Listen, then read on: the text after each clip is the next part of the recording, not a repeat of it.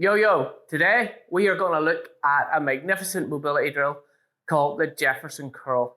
Now, why would you do the Jefferson curl? Well, because your spine has evolved to move in infinite number of ways.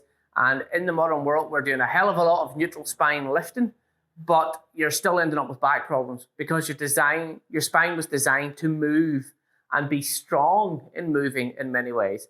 So if all we ever do is neutral spine lifting, that means you're going to get hurt when your spine is forced to move in the real world the way it normally moves or should move.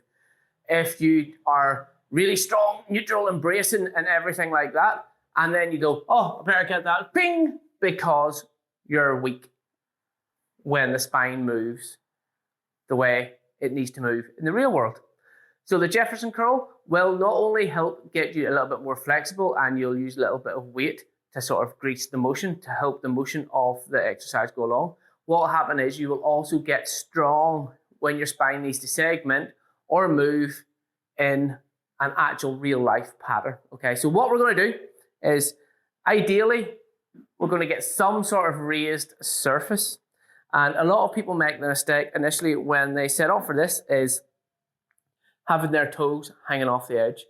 We don't want to do that, because what happens is hanging the toes off the edge will take a little bit of the stretch out of it, and we don't want to take any of the stretch out of it, okay?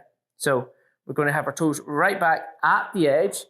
Now, some people, it depends on your preference. You can do it any way you want. You can do it in a straddle. You can do it like me at the moment with feet under hips, or you can do it with a narrow stance, so feet together. Initially, as you're learning it, I would say neutral stance, feet under hips, because let's face it, how many times do you go to pick stuff up or pick stuff up? So 9 times out of 10, when you pick something up or you have to go into that flex position, you're probably going to be in a neutral stance or some sort of close variation of it. So first things first, okay, going to get 2 weights. Initially learning it, I would say 2 weights, so like dumbbells, kettlebells, something like that, so you can just move naturally. But you can use a plate, a bar. You know, once you progress a bit further, you would probably use a bar with plates on it. Once you get a bit stronger with it, because remember, all mobility exercises are strength exercises. You can make them all strength exercises. Just get strong as hell the way you're supposed to move. Anyway, so what we're going to do is get the weight first. So pick it up. And first things first, we're going to tuck that pelvis. Okay, so no duck butts. We want Elvis. Now we're going to hollow out.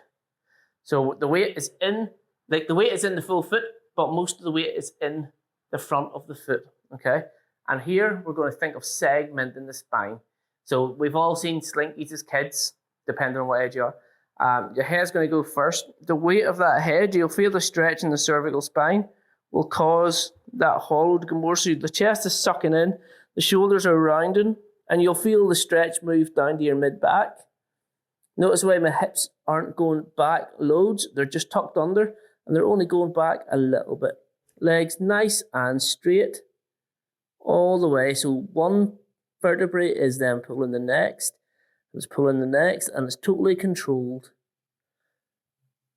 And then as you go down, you will find you flatten out a little bit.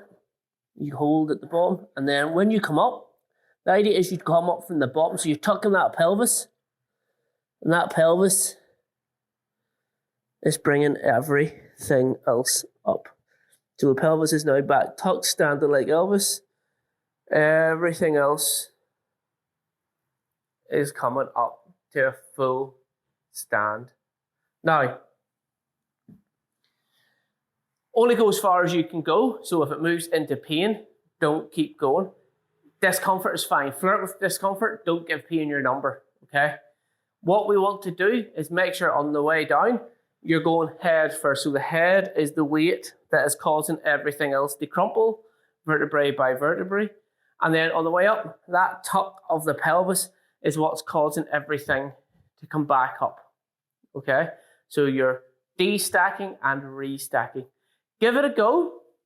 Try it with super light weights. That's 12 kilos, so it's 6 kilos each, but try it with 1 kilo. All we need is a bit of weight to guide the body and what the movement should be. We don't want to start turning it into a strength exercise if it's your first time doing it.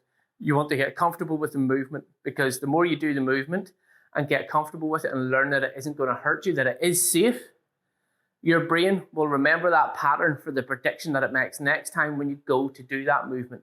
So it will feel safer and you're less likely to get hurt.